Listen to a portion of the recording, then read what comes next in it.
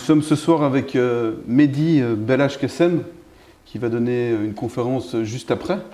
Donc ça va être un petit marathon. Mehdi est philosophe, écrivain et on est très content de le retrouver parce que on trouve que dans cette crise actuelle, encore plus qu'avant, les philosophes et les intellectuels de manière générale suivent le narratif officiel et sont très peu présents normalement dans leur fonction principale qui est de critiquer le système. Qu'est-ce que vous pouvez dire là-dessus ? C'était leur fonction principale il y a très longtemps, mais depuis une quarantaine d'années, je ne sais pas ce que c'est exactement en Belgique, je suis un peu... Mais j'imagine sans peine, mais ça fait une bonne quarantaine d'années, je daterais ça de la fin des années 70, du début des années 80, que la vie intellectuelle en France est de toute façon d'une médiocrité insigne, et que le travail de l'intellectuel est tout sauf critiquer, avoir un esprit critique, etc. Après, par rapport à la remarque que vous me faites, je pense que c'est plus subtil et plus intéressant que ça, c'est que la plupart se taisent quand même, la plupart des universitaires par exemple. C'est comme les artistes, la plupart se taisent, ils ne prennent pas spécialement position pour les mesures gouvernementales. De peur ? De peur de perdre leur carrière. Dans le cas des artistes, c'est extrêmement évident. Bon, dans le cas, moi je ne suis pas universitaire, mais à cause de mes interventions depuis 1 an et surtout depuis 7 mois, parce qu'au début, je parlais à 3 pelés, un tondu, je prêchais dans le désert, comme on dit. Puis à un moment, ça a commencé à...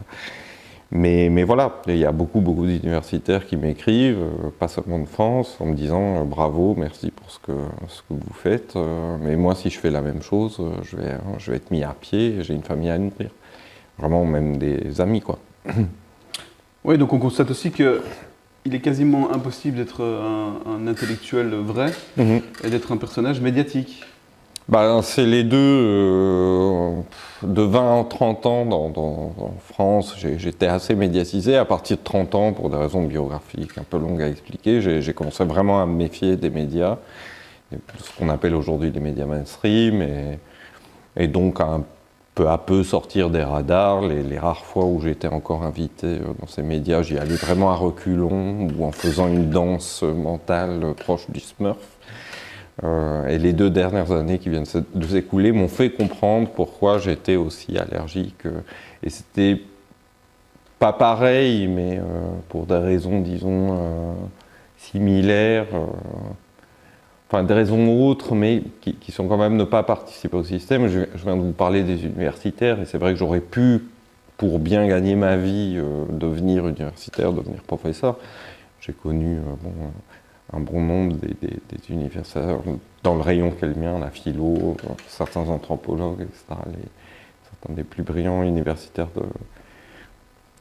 de notre temps, et j'aurais pu donc, et pour des raisons qui ne sont pas des questions de mérite moral, etc., qui sont plus psychopathologiques à la base, je ne le suis pas devenu non plus.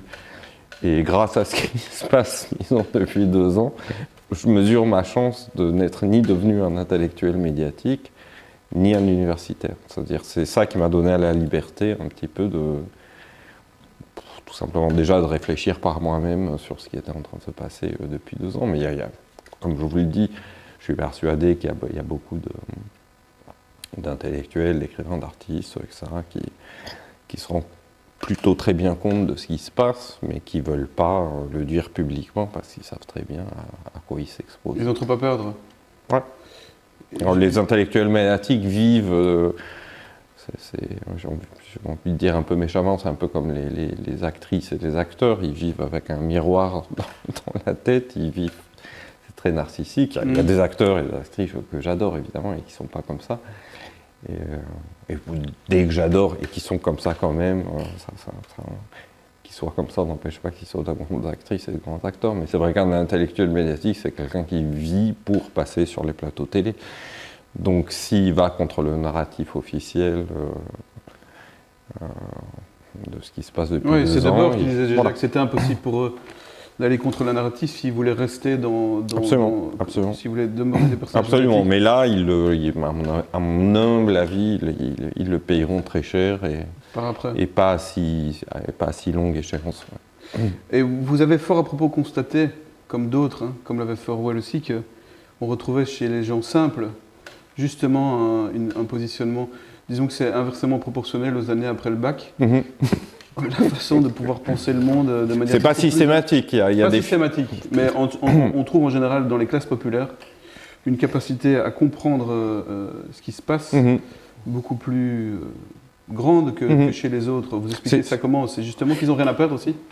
Voilà, vous avez posé la question et donné la réponse. Et voilà. Donc il y a des exceptions. Il y a Giorgio Agamben en Italie.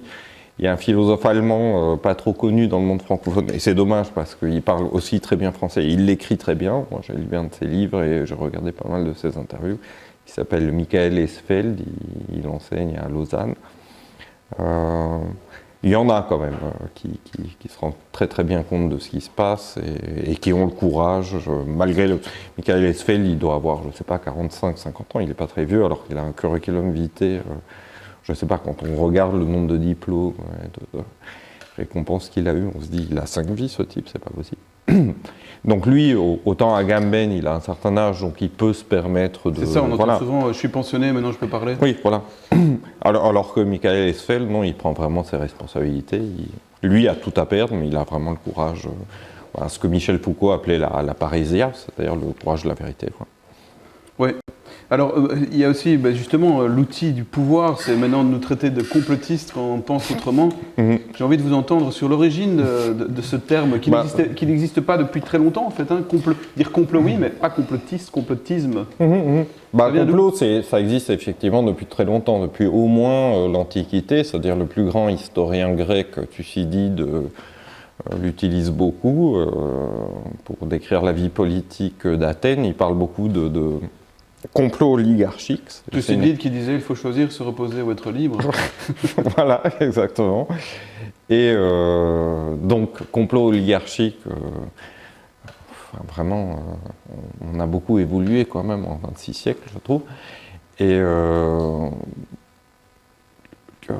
Guy Debord utilise beaucoup aussi le mot complot dans les commentaires sur la société pour décrire la dite société du spectacle, mais c'est vrai que le mot complotisme, dont on a un peu affublé Debord quand les commentaires étaient sortis d'ailleurs, c'est un néologisme assez récent qui a été inventé. J'ai fait une vidéo là-dessus avec les Gilets jaunes conscients où j'ai expliqué tout ça et on a été censuré en direct alors que la vidéo faisait 7 minutes par Facebook. C'est-à-dire je ne parlais pas de vaccins, de seringues et de choses comme ça, où là on est sûr de se faire censurer. Non, je parlais vraiment d'un des mots les plus utilisés aujourd'hui, et je faisais juste de la pédagogie, de dire d'où il vient, quelle est sa fonction, etc. Et pour dire le niveau de démocratie où on est aujourd'hui, pareil que ce qu'on disait sur les intellectuels et les artistes. Il aurait été inventé par la CIA par la CIA après l'assassinat de Kennedy, et c'était déjà pour discréditer toute personne qui remettait en cause le narratif officiel de l'événement. Donc on les discréditait, on les diffamait, on les persécutait, le cas échéant, on les éliminait. C'est comme ça qu'a été inventé le mot complotisme. Il a été un peu mis au placard, sauf pour encore désigner quelques personnes, et puis il est ressorti à une date non anodine, il est ressorti dans le placard pendant des décennies, quand ils ont réussi un petit peu à étouffer toutes les voix un peu hérétiques autour de l'affaire JFK, et c'est ressorti le 11 septembre pour exactement les mêmes raisons. C'est-à-dire toute personne qui posait des questions. En France, on a eu comme personnage médiatique, c'était Mathieu Kassovitz, et déjà Jean-Marie Bigard, qui disait quand même cette histoire du 11 septembre qu'on nous raconte. C'est pas très crédible. Bigard qui a subi une pression énorme après. Énorme. Super sketch. Il recevait des appels de l'Élysée en lui disant soit tu t'arrêtes, soit ta carrière est finie. Donc sur ce qu'on disait des artistes tout à l'heure, voilà, tout s'explique. Donc tout ça pour expliquer, quand on utilise cette inflation comme ça aujourd'hui du mot complotiste à tort à travers, parce que ça désigne en fait des gens très très différents entre eux, il n'y a pas d'idéologie complotiste ou conspirationniste constituée. Le seul point commun des complotistes et des conspirationnistes, c'est de mettre en doute le narratif officiel et de désigner les vrais coupables. C'est-à-dire ils ont exactement le même diagnostic sur ce qui se passe depuis 2 ans, entre eux, alors que c'est des gens professionnellement, philosophiquement, politiquement, psychologiquement, etc., extrêmement différents entre eux, qui viennent de tous horizons. Tout ça pour dire que quand on utilise, par exemple, quand on est un journaliste mainstream, ce qui est un triste pléonasme aujourd'hui qui veut dire en fait propagandiste. On utilise, c'est quand même le service de renseignement le plus efficace et le plus méchant quand même, du dernier siècle qui a inventé ce mot. C'est-à-dire que chaque fois qu'on utilise ce mot, qu'on le veuille ou pas, qu'on le sache ou pas, on utilise plus qu'un mot, c'est une fonction policière. C'est un mot qui a une fonction policière de surveillance de la pensée. Et comme ce qu'on appelle encore improprement, je parle évidemment pas de Kairos, journaliste aujourd'hui, dont on pourrait vraiment, mon ami David Graeber parlait des bullshit jobs. Je pense que si vraiment il y a un bullshit job aujourd'hui, c'est journaliste, parce qu'en réalité, n'importe qui, les gilets jaunes l'ont très, très bien compris, aujourd'hui peut devenir journaliste. Étant donné l'avancement de la technologie aujourd'hui, l'information, il n'y a pas de spécialiste spécialement de l'information. Donc les journalistes mainstream sont devenus des propagandistes et des flics de la pensée. Ouais, c'est-à-dire chaque fois qu'on utilise le mot complotisme, on fait un travail de police intellectuelle, et rien d'autre. Alors, ce qui est incroyable, c'est que beaucoup de personnes taxées de complotistes montrent justement ce qui se passe. Est-ce que justement cet insulte de complotiste, c'est pas pour empêcher de comprendre ce monde, et que c'est en comprenant vraiment ce monde, comment il fonctionne, qu'on peut comprendre tout le reste? Absolument, absolument. Je pense, je vous ai dit, d'abord, il serait encore là, il serait accusé, et bien évidemment, de complotisme. Julian Assange, qui était quand même un génie absolu de ce qui aurait dû devenir le journalisme du XXIe siècle, et c'est pour ça qu'il a été crucifié. C'est vraiment le Christ de l'information. Julian Assange serait parmi nous, à mon avis, il n'y aurait rien eu lieu de ce qui a lieu depuis 2 ans, ou il aurait fait taire par l'accusation de complotisme. Mais ils n'auraient pas pu, parce qu'il était trop génial. Ouais, encore aujourd'hui, on voit un titre de presse qui va être chassé par un autre, évidemment c'est chaque fois la même chose, parce que de temps en temps, ils sortent une petite perle dans un torrent de boue. Polémique sur des textos de von der Leyen, donc la présidente de la Commission européenne, au PDG de Pfizer. En fin de compte, dans une société décente, rien que cette information, on devrait l'avoir dégagée. Bien sûr. Ça devrait faire la une des journaux, mais ça fait au moins 20 ans, pour les raisons que je viens d'expliquer, qu'on ne peut plus parler sérieusement de démocratie dans les sociétés occidentales, et sans doute au-delà. Et franchement, en ce moment, je pense qu'il y a plus de démocratie au Cameroun ou au Nigeria qu'en France ou en Belgique. J'ai aucun doute là-dessus, je regarde pas mal de vidéos là-bas. Effectivement, ça fait au moins 20 ans que les journalistes, les médias mainstream, comme on dit aujourd'hui, ne font tout simplement plus leur travail, et qu'il ne peut évidemment pas y avoir de démocratie digne de ce nom dans une société où il n'y a pas d'information transparente et crédible. Il ne peut pas non plus y avoir Vous avez écrit des centaines de pages sur la vérité. Ouais. Il ne peut pas y avoir de... Ça, c'est aussi un gros mot, vérité. Pas pour moi, non, pour eux, mais moi, elle disait que la vérité se construit. Notamment, c'est le travail du journaliste. C'est aussi un des premiers devoirs de la Charte de Munich sur les droits et les devoirs du journaliste, respecter la vérité. Ils l'ont complètement oublié. Cette vérité, actuellement, elle est interdite. Ils la déconstruisent, en fait. Là, vous parlez... chez Heidegger, la vérité, c'était... il revisitait le mot grec pour la vérité qui était aletheia, et c'était une lutte entre voilement et dévoilement. Voilà. Et moi, je disais dans un entretien, c'était avec Annika, le front médiatique, et je lui disais, là, aujourd'hui, c'est spectaculaire ce qui se passe depuis 2 ans. C'est que ce qui est mis en lumière, parce que Debord appelait le spectacle, les médias mainstream, qui porte-voix des gouvernements, etc., cette lumière-là est en fait l'ombre. Et inversement, ceux qui sont dans l'ombre, dans l'underground, les gens comme nous, c'est par eux que vient la lumière. Et la vérité au sens moderne, c'est précisément, c'est pas la vérité, ça c'est vrai, ça c'est faux. Ça c'est la définition classique aristotélicienne de la vérité. Tous les grands penseurs modernes de la vérité depuis Heidegger, je citerai Lacan, je ne veux pas trop entrer dans les détails pour ne pas être trop long, Lacan, il y a Badiou, malgré que j'en ai, qui m'a beaucoup appris sur cette notion, et il y a Rainer Schurman, un philosophe qui n'est pas connu du grand public. Le point commun entre toutes ces conceptions vraiment complexes et réélaborations très complexes de la question de la vérité, c'est qu'ils ont dit À l'époque moderne, on doit considérer, Rainer Schumann utilisait l'expression de conflictualité sans accord. Ça veut dire que le vrai, il ne faut plus le considérer comme ce qui est exact. Ça, c'est le travail, par exemple, des très bons scientifiques et médecins, lanceurs d'alerte, qui nous nourrissent, qui nourrissent mon travail et le vôtre. C'est vraiment le conflit entre les deux et le fait que, voilà, c'est... Oui, donc c'est ce que permet le débat. Voilà. C'est pour ça que les débats sont totalement interdits actuellement. Je veux dire actuellement. Déjà avant, mais maintenant, là, c'est... Ils sont interdits, et pire que ça, auto-interdits, parce qu'on constate tous autour de nous que nos amis covidistes ne veulent plus parler. On constate ça partout. Je voyais Vincent Pavant qui disait « J'ai écrit à Cédric Villani, mathématicien, médaille Field, qui est devenu député LREM. Il a dit, bon, on fait un débat contradictoire et démocratique. Ah non, professeur Perron qui dit à Delfrécy, bon, moi, qui le connaît très bien, il dit, bon, allez, on fait un débat contradictoire dans les médias, en public. Non. Et moi, avec mes amis covidistes, c'est la politique de l'autruche, c'est la poudre d'escampette, c'est zéro argument, zéro statistique, zéro chiffre, zéro source, zéro raisonnement, zéro rien. Ils ne veulent pas discuter. Donc il n'y a pas seulement interdiction par les médias, il y a un phénomène d'autocensure chez les subjectivités. Ça peut être un signe qu'ils savent qu'ils se trompent aussi. Oui, tout à fait. C'est plus qu'un signe qu'ils savent qu'ils se trompent. C'est le saut du fait. C'est le signe, oui. Qu'ils n'arrivent pas à croire à tout.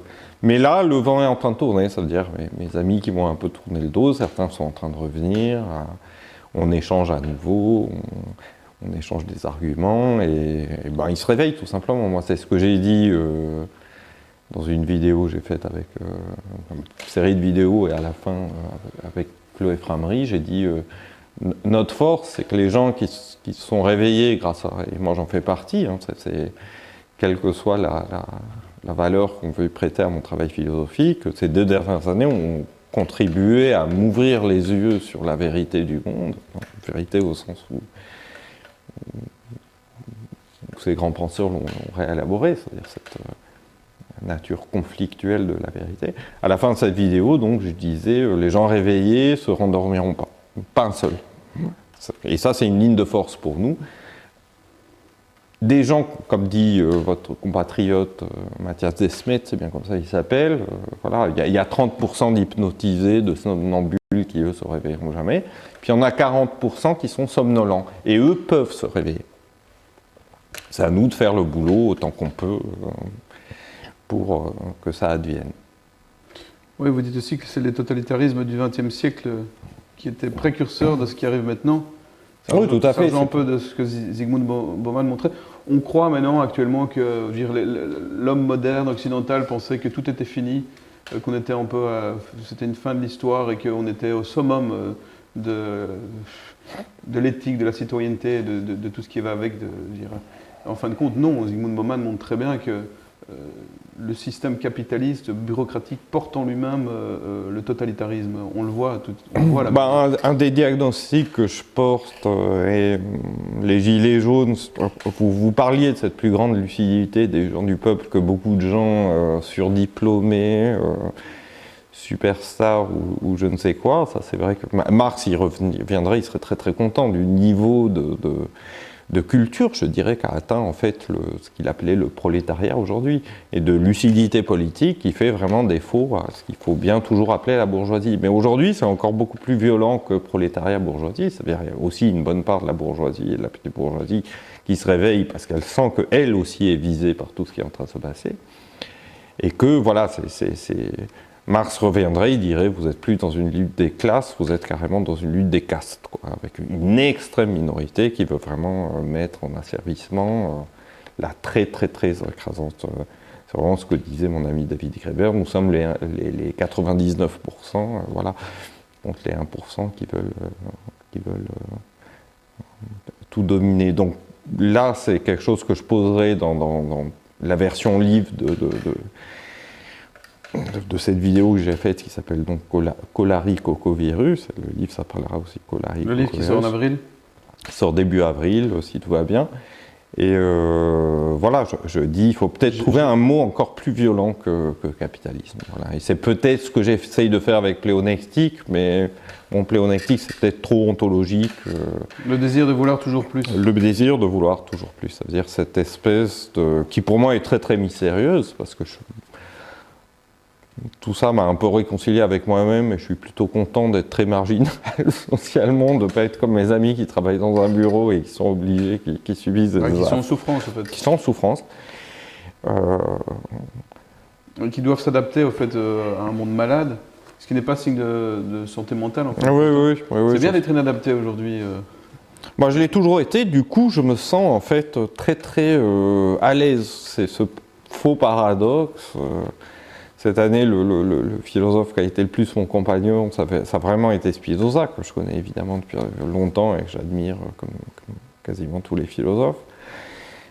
Je veux dire tous les philosophes, comme disait Bergson, chaque philosophe a deux philosophies, la sienne et celle de Spinoza. Et c'est vrai, voilà, Spinoza qui a une vie extrêmement modeste, humble, et c'est la philosophie vraiment de la joie, de l'augmentation de puissance, etc. Spinoza qui disait, et je le fais hommage aux résistants belges, en particulier à Gairos, c'est seuls les hommes libres sont très reconnaissants les uns envers les autres. Donc je transmets cette phrase de Spinoza. Moi, je rencontre dans la résistance quand même tellement de joie, tellement de solidarité, tellement de gens, comme aurait dit Lacan, enfin même si chez Lacan c'était péjoratif, qui sont plus dupes du système. Et pour le vieil anarchiste, le vieil anarcho-situationniste que je suis, c'est très très réjouissant de voir que les gens, sans se revendiquer anards, ont très bien compris qu'ils ne peuvent plus compter sur l'État, qu'ils ne peuvent plus compter sur l'éducation publique, qu'ils ne peuvent plus compter sur la santé publique, parce que en France comme ailleurs, ça a été, en tout cas en France, sous couvert de pseudo-crise sanitaire, on en a profité pour massacrer l'hôpital. C'est un massacre. Là, moi, j'ai très peur de tomber suffisamment malade pour devoir me retrouver dans un hôpital. J'ai vraiment peur d'un coupe-gorge. Les médecins et les infirmières, voilà, à qui je fais confiance, c'est vraiment les 350 000 qu'on démissionné le 15 septembre. Quoi. Là, je suis sûr qu'eux, ils sont honnêtes, ils sont propres. Quand tous les dégoûtés sont partis, il ne reste voilà. plus que les dégoûtants. Oui, tout à fait. Vous disiez aussi sur François qu'on est dans un système, on est tout à fait d'accord, qui veut rendre les gens fous, avec leur injonction paradoxale, qui sont connues en psychologie clinique, sociale aussi. Dire un enfant qu'on éduque comme ça va vers la schizophrénie. Alors ça, c'est très intéressant et j'en parle parce que ça me passionne. Je fais partie des philosophes qui contre l'origine de la philosophie, qui est en gros Platon, et Platon, c'est la condamnation de la tragédie.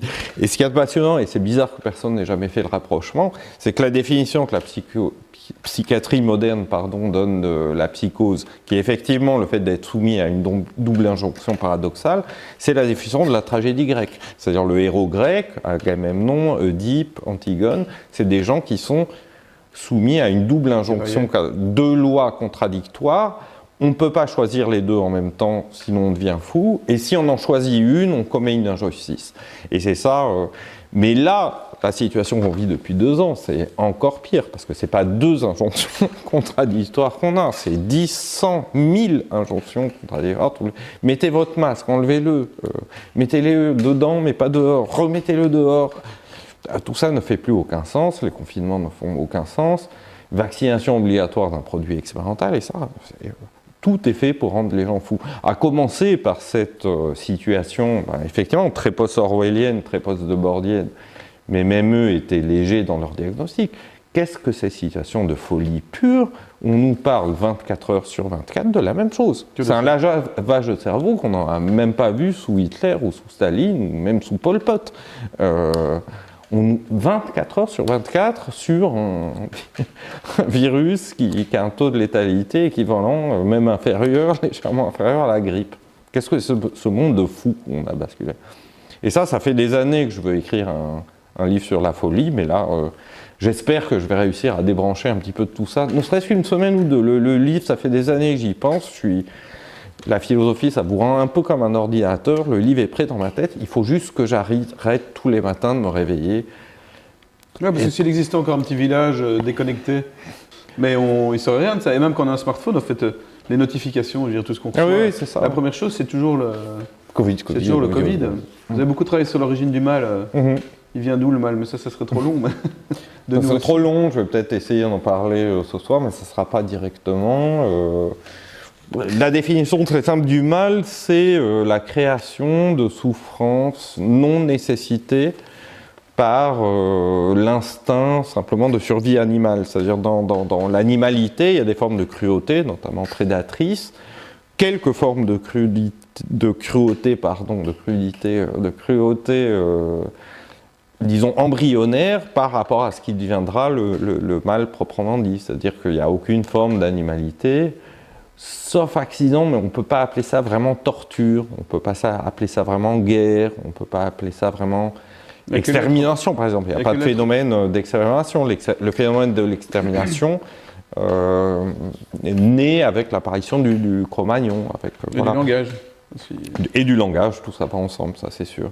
Et donc ça sera un tout petit peu le sujet, ce à quoi je vais essayer d'introduire dans cette petite conférence, c'est vraiment la capacité qu'a l'être humain, grâce au langage, grâce à la technologie.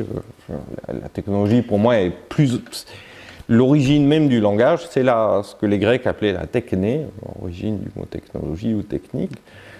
Et c'est cette capacité d'amplification des phénomènes. Voilà, c'est ça qui caractérise l'être humain, c'est-à-dire il faut observer les animaux, en particulier les mammifères, pour comprendre l'embryon de ce que nous sommes.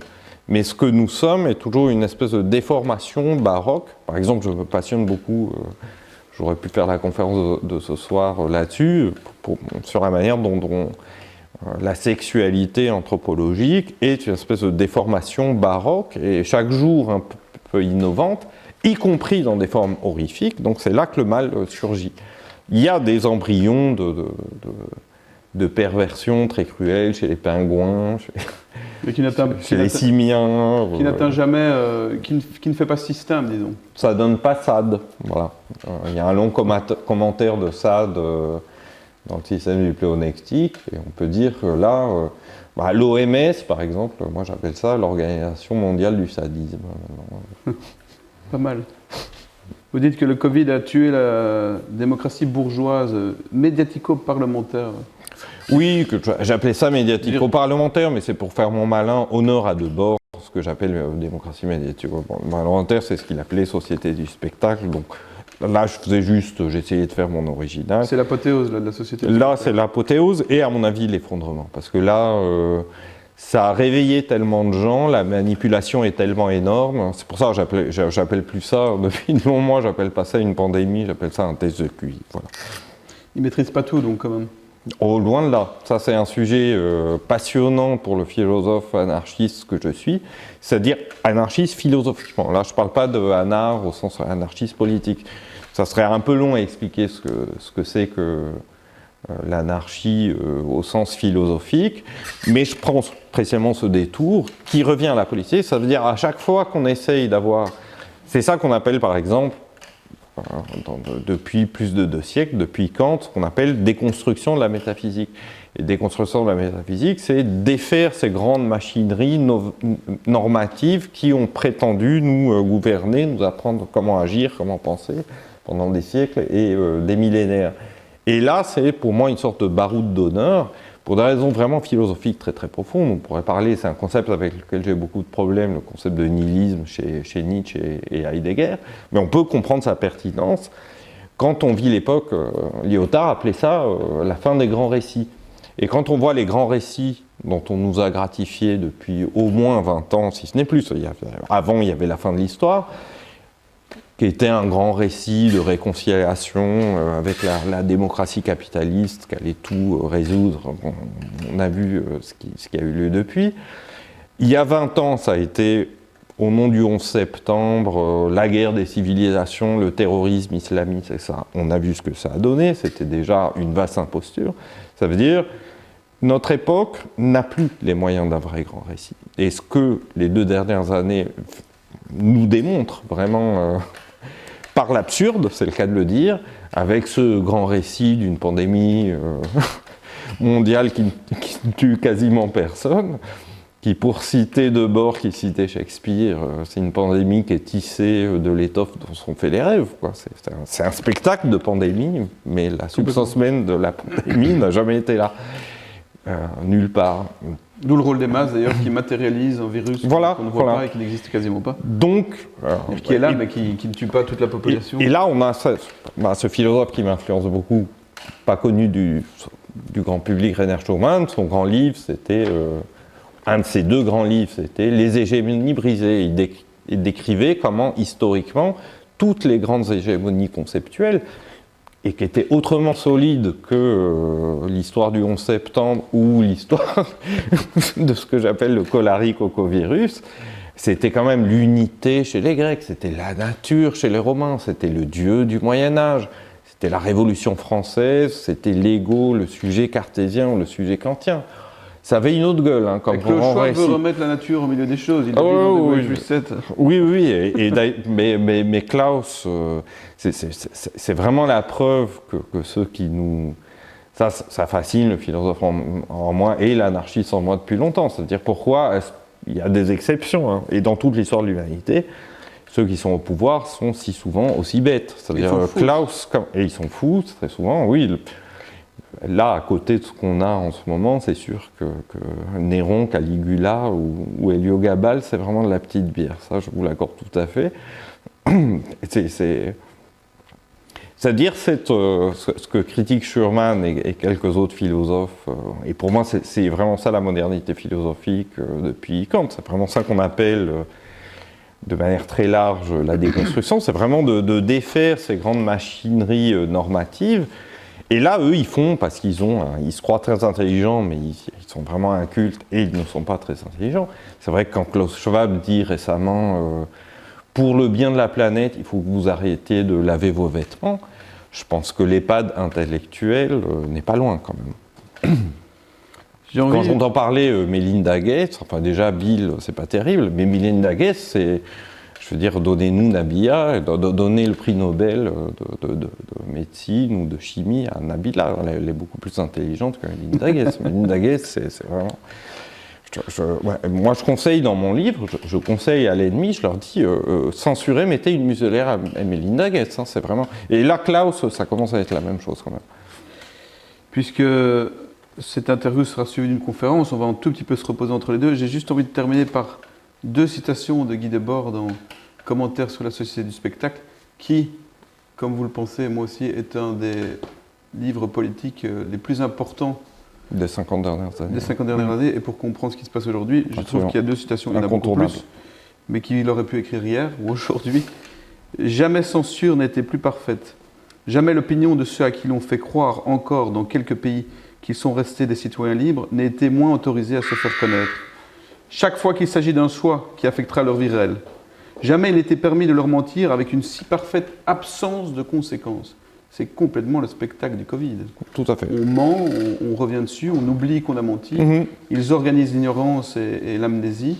Les commentaires sont vraiment, depuis, je l'ai acheté vraiment la première fois, j'avais 16 ans, 17 ans, et chaque fois que j'y reviens, je le trouve encore plus profond qu'avant. Je l'ai relu des dizaines et dizaines et dizaines de fois, et pour Cholarique-Cocovirus, je l'ai encore relu 2 fois.